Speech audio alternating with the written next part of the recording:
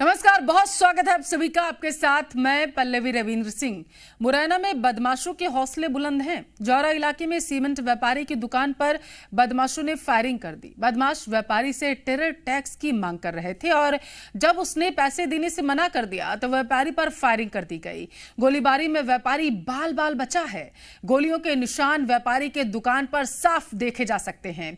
व्यापारी ने जौरा थाने में शिकायत दर्ज करा दी है, लेकिन अभी तक पुलिस बदमाश को पकड़ नहीं पाई। ऐसे में व्यापारी काफी दहशत में है। पुलिस टेरर टैक्स की घटनाओं में लगाम कसने की नाकाम कोशिश कर रही है। कोई अज्ञात व्यक्ति आए, एक मोनू शर्मा के नाम के व्यक्ति के साथ में दो लोग, उन्होंने किसी पुराने विवाद पर से हवाई फायर करके और मोटरसाइकिल से भाग गए। इस संबंध में हमने प्रथम सूचना दर्ज की है और बलराम जैन जो हैं फरियादी, उनके रिपोर्ट पर से और विवेचना कर रहे हैं और शीघ्र ही आरोपी को गिरफ्तार कर लेंगे। मुरैना में बदमाशों के हौसले इतने बुलंद हैं कि लगातार वो इलाकों में जाकर जो व्यापारी होते हैं उनसे टेरर टैक्स की मांग कर रहे हैं। ऐसा ही मामला जौरा में देखने को मिला है, जहां एक व्यापारी से 5 लाख रुपए टेरर टैक्स मांगा गया। उसके टेरर टैक्स ना देने पर उसके यहाँ फायरिंग की गई। आप देख सकते हैं व्यापारी के यहाँ जो दुकान है, जो उस पर शटर पर फायरिंग की गई।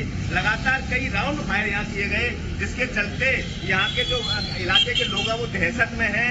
व्यापारी के आज जिस तरीके से शोरूम है, यहाँ जो दुकान है, वहाँ पर उनके जो लोग काम करने वाले वो भी नहीं पहुंचे। हम व्यापारी से बात करेंगे। दादा, क्या हुआ था, क्या मामला? 2017 में और उस समय भी इन्होंने गोली चलाई थी तो उनका 307 कमेट हुई।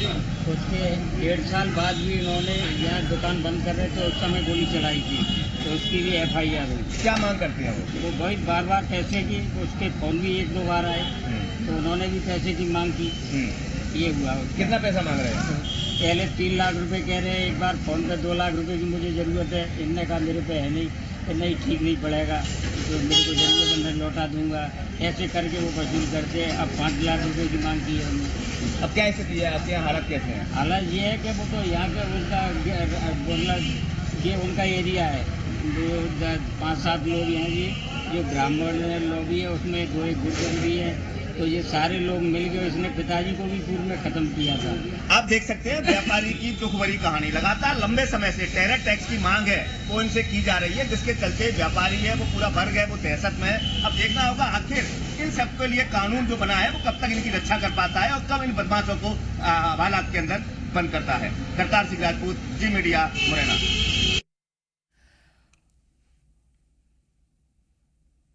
और शिवराज में टेरर टैक्स पर जी मध्य प्रदेश छत्तीसगढ़ के सवाल भी आपको दिखा देते हैं कि क्या है। टेरर टैक्स देने पर आखिर व्यापारी मजबूर क्यों हैं? क्या जिंदा रहने के लिए टेरर टैक्स देना होगा? शिवराज में आखिर टेरर टैक्स क्यों मांगा जा रहा है? शांति के टापू में टेरर टैक्स क्यों? आखिर पुलिस बदमाशों को क्यों नहीं काबू कर पा रही है? तो शिवराज में आखिर टेरर टैक्स मांगा क्यों जा रहा है? जो अपराधी हैं वो खुद को बेखौफ महसूस क्यों कर रहे हैं? ये सबसे बड़ा सवाल है। शांति के टापू पर आखिर क्यों दिन दहाड़े गोलियां बरसाई जा रही हैं? व्यापारियों से जबरन टेरर टैक्स क्यों मांगा जा रहा है? और जब वो देने से मना कर देते हैं तो उन पर गोलियां बरसाई जाती हैं। तो क्या अब शिवराज में आरोपी जो हैं, वो बदमाश जो हैं, वो इतने बेखौफ हो चुके हैं कि दिन दहाड़े व्यापारियों से टैक्स मांगते हैं और ना देने पर उन पर गोलियां बरसा देते हैं? और हालत तो आप देखिए कि गोलियां बरसाने के बाद वो बड़े आराम से चले भी जाते हैं, यानी कि पुलिस इन पर लगाम कसने में नाकाम साबित हो रही है। जी मीडिया संवाददाता ज्यादा जानकारी के साथ मुरैना से करतार जुड़ चुके हैं। करतार, ये कैसी कानून व्यवस्था है कि आरोपियों में रत्ती भर भी डर नहीं दिख रहा है कार्रवाई का? दिन दहाड़े गोलियां आखिर क्यों बरसाई गईं? देखिए, अगर पूरे मुरैना की बात की जाए, मैं पूरा यहाँ का पूरा इलाके का जो हालात है वो समझाऊं। यहाँ सीतापुर कॉरिडोर बनाया गया, सीतापुर इंडस्ट्री एरिया बनाया गया, जहां पर समिट भी हुआ। लगातार वहां जो व्यापारी थे वो पहुंचे, लेकिन उन्होंने यहाँ हालात देखे।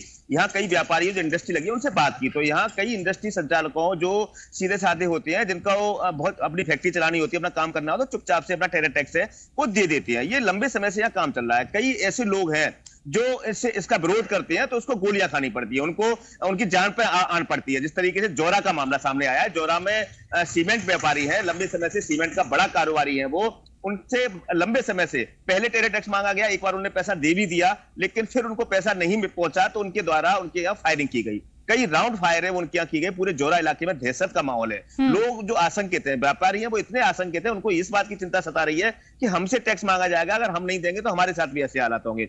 हालांकि इस पूरे मामले में व्यापारी है वो लामबंद हो रहे हैं। पुलिस की अगर बात की जाए तो पुलिस इन सब मामलों से बहुत ज्यादा इत्तेफाक नहीं रखती। पुलिस बहुत सीधा सा ढीला सा रवैया है उसको अपनाती है। तो निश्चित तौर पर इसी के चलते जो बदमाश है उनके हौसले बुलंद हो जाते हैं। अभी 24 घंटे से अधिक वक्त हो गया, लेकिन कोई भी बदमाश है उसको गिरफ्तार नहीं किया जा सका है। सभी जो बदमाश है वो नामजद है, नामजद उनके खिलाफ FIR दर्ज जोरा थाने में करा दी गई है, लेकिन किसी की गिरफ्तारी नहीं हो सकी है। PI का कहना है कि ऐसा गंभीर मामला नहीं है, हम जांच कर रहे हैं, धीरे से उनकी गिरफ्तारी कर लेंगे। आज वरिष्ठ अधिकारियों से बात करने की कोशिश की, लेकिन उनसे आज चूंकि रविवार था तो संपर्क हो नहीं सका। निश्चित तौर पर आप समझ सकते हैं कि चंबल और मुरैना में यहाँ पे जो हालात हैं वो बद से बदतर क्यों होते जा रहे हैं, क्योंकि यहाँ जो बदमाश हैं, बदमाशों को कहीं ना कहीं किसी का संरक्षण तो जरूर मिला होगा, जिसके चलते उन्हें किसी बात की चिंता नहीं होती और लगातार वो बदमाश अब कहीं ना कहीं टेरर टैक्स मांगते हैं, कहीं फायरिंग करके किसी को मौत की घाट उतार देते हैं, कहीं कुछ करते हैं। ऐसी घटनाएं करते हैं कि लोग आशंकित हैं और दहशत में है। हालात बद से बदतर लगातार होते चले जा रहे हैं, लेकिन थाना प्रभारी को देने की जरूरत है। थाना प्रभारी को ये बड़ी घटना नहीं लग रही है करतार कि गोलीबारी वहां पर की गई है, गोलियां बरसाई गई हैं, लोग दहशत में हैं, उन्हें ये बड़ी घटना नहीं लग रही है? करतार, यहां आपने कहा कि लंबे समय से जो बदमाश हैं वो व्यापारियों से टेरर टैक्स वसूलते आए हैं, जो लोग दे देते हैं उनसे कुछ नहीं कहते, जो लोग नहीं देते उन पर इसी तरीके से गोलियां बरसाई जाती हैं। सवाल यहां पर करतार ये बनता है, क्या इससे पहले किसी तरीके की कोई FIR दर्ज कराई गई थी व्यापारियों की तरफ से? देखिए, वो ऐसा ही मामला है। जिस तरीके से कई व्यापारी सीधे साधे होते हैं, वो FIR दर्ज कराने तक थाने में भी नहीं पहुंचते। उनको लगता है कि अगर FIR दर्ज कराएंगे भविष्य में उनको कंप्रोमाइज करना पड़ेगा और वो बदमाश परेशान करेंगे, लगातार उनको जो दंश है वो झेलना पड़ेगा, निश्चित तौर पर उनकी जान पर आन पड़ती है। इसलिए वो FIR दर्ज बहुत कम लोग कराते हैं। कुछ लोग हिम्मत दिखाकर थाने पहुंचते हैं और FIR दर्ज कराते हैं। जो FIR दर्ज कराते हैं उसके बाद भी कई मामलों में देखने को मिलता है कि कंप्रोमाइज हो जाता है, दबाव इतना बनाया जाता है कि वो फिर उनको जो सजा है कोर्ट में जाकर नहीं हो पाती। वो लोग घर थका हार कर घर बैठ जाते हैं, फिर उनको लगता है कि हम बस ऐसे ही टेरर टैक्स दे देंगे या कहीं भी कंप्रोमाइज करके लोगों से समझौता कर लेंगे, ऐसी स्थितियां बन जाती है। कुछ ही लोग होते हैं हिम्मत दिखाकर कि इन सब के लिए पीछे पड़ते हैं और कानून का रास्ता अपनाते हैं और उनको सजा दिलाने का काम करते हैं। लेकिन यहाँ बहुत कम केस ऐसे देखने को मिलते हैं जहां जो FIR दर्ज की गई हो उनकी आखिरी तक उनको जो अंजाम है, उनको जो सजा मिलनी चाहिए वो मिल पाती है। ऐसी सजा हैरानी की बात है करतार कि जिंदा रहने के लिए, व्यापार करने के लिए व्यापारियों को टेरर टैक्स देना होगा, नहीं देंगे तो गोलियां खाएंगे। देखना होगा कि पुलिस निद्रावस्था से कब जागेगी और कब कार्रवाई करेगी। फिलहाल के लिए बहुत शुक्रिया आपका करतार।